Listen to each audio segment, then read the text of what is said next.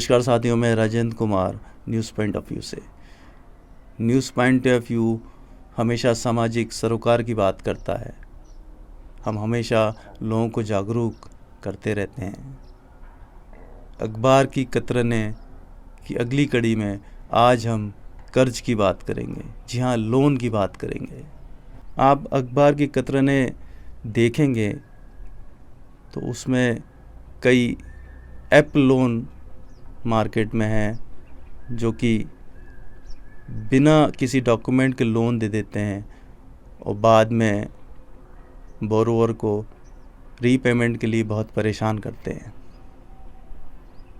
कई फर्जी कंपनियां खोलकर लोन देने का वादा करती हैं और लोगों को लूट के भाग जाती हैं। इसका कारण यही है कि लोग लोन लेके अपने ज़िंदगी में सुख लाना चाहते हैं। लोन बैंक्स द्वारा दिए जाते हैं, साहूकारों द्वारा भी दिए जाते हैं, प्राइवेट लोन भी दिए जाते हैं।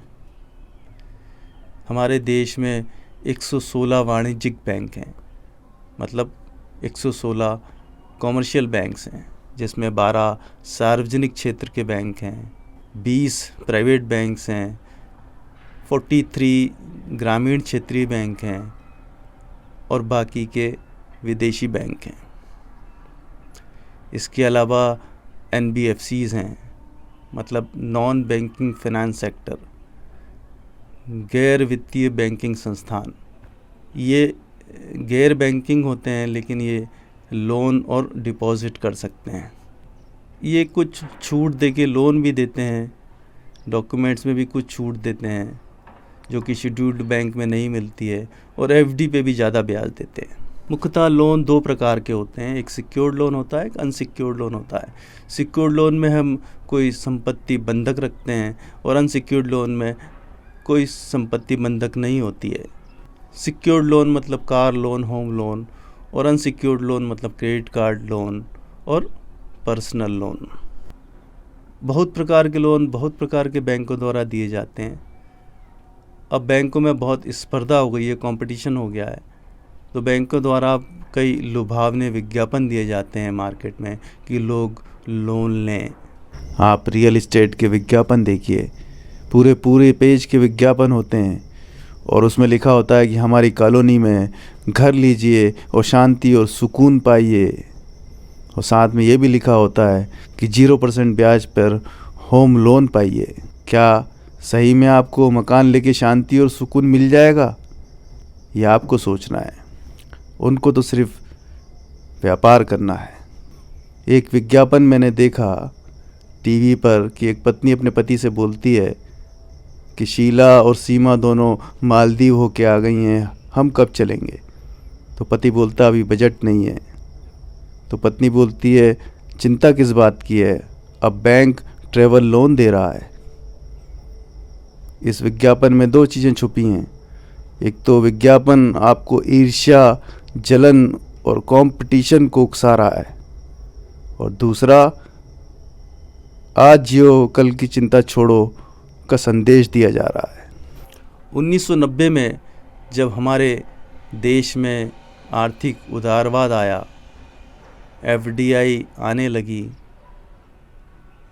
काफ़ी विदेशी कंपनियां हमारे देश में आईं, होम अप्लायंसेस, कार, खिलौने, कई प्रकार के आइटम्स, सामान हमारे देश में आने लगे, उत्पादन होने लगा। तो इन पूंजीवादियों और विदेशी कंपनियों के सामने एक समस्या थी, इन सामानों को हमारे देश के लोगों की संस्कृति में कैसे घुसाया जाए।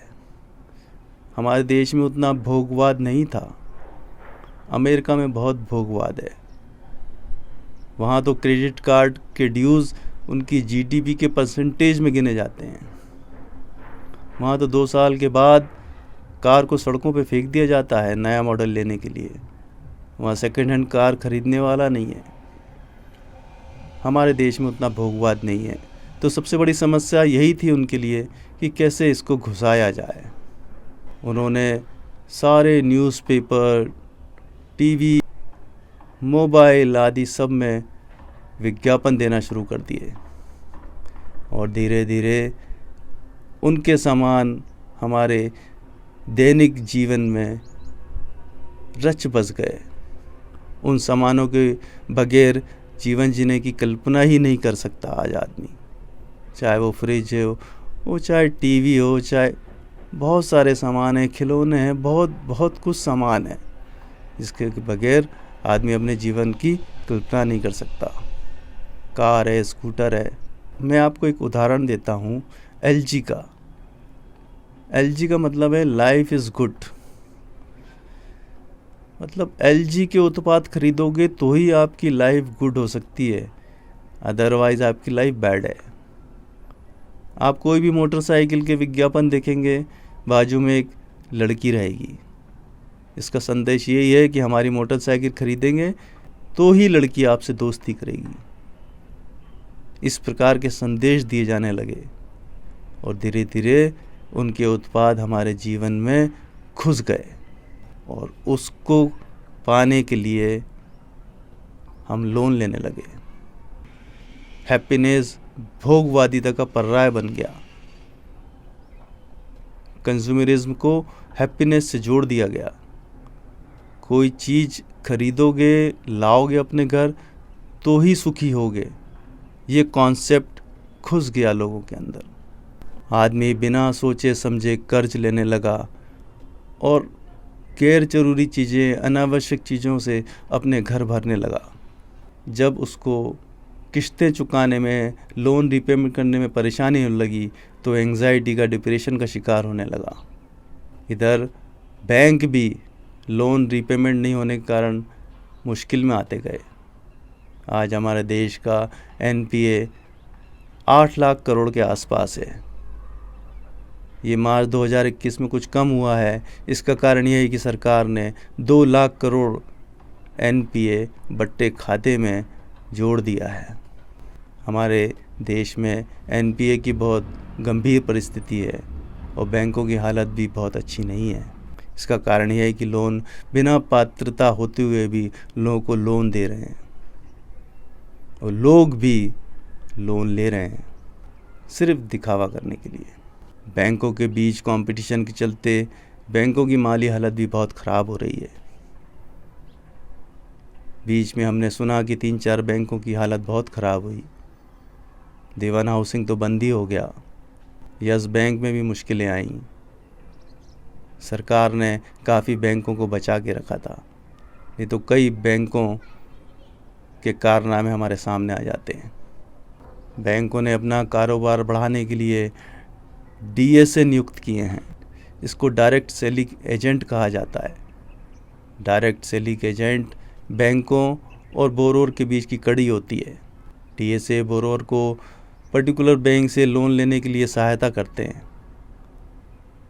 अगर कोई बोरोवर पात्रता नहीं भी रखता है तो भी उसके दस्तावेज़ों में हेर फेर करके उसको लोन दिला दिया जाता है। DSA की पहचान भी बैंकों से होती है। इसी वजह से बैंक के लोन NPA हो रहे हैं। लोग भी लोन रीपेमेंट ना करने के कारण और मासिक किस्तों के दबाव के कारण मानसिक अवसाद के शिकार हो रहे हैं, एंग्जाइटी के शिकार हो रहे हैं। कई लोग इस अवसाद के चलते आत्महत्या भी कर लेते हैं। हमने कई ऐसे केस सुने हैं।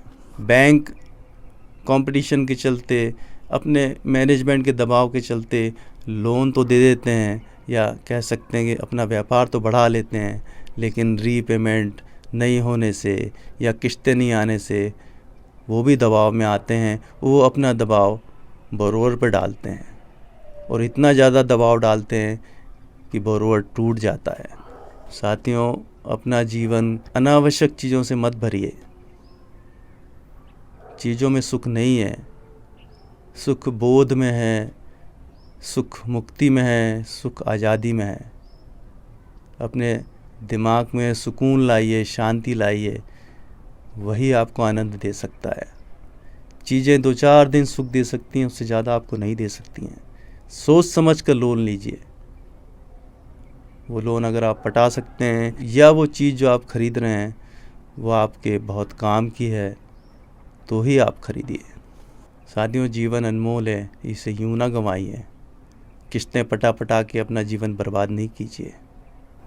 साथियों, अगर आप किसी बैंक से परेशान हो या लोन रीपेमेंट करने में आपको कोई परेशानी हो रही हो तो हमें ज़रूर कमेंट करें, हम आपकी ज़रूर हेल्प करेंगे। नमस्कार।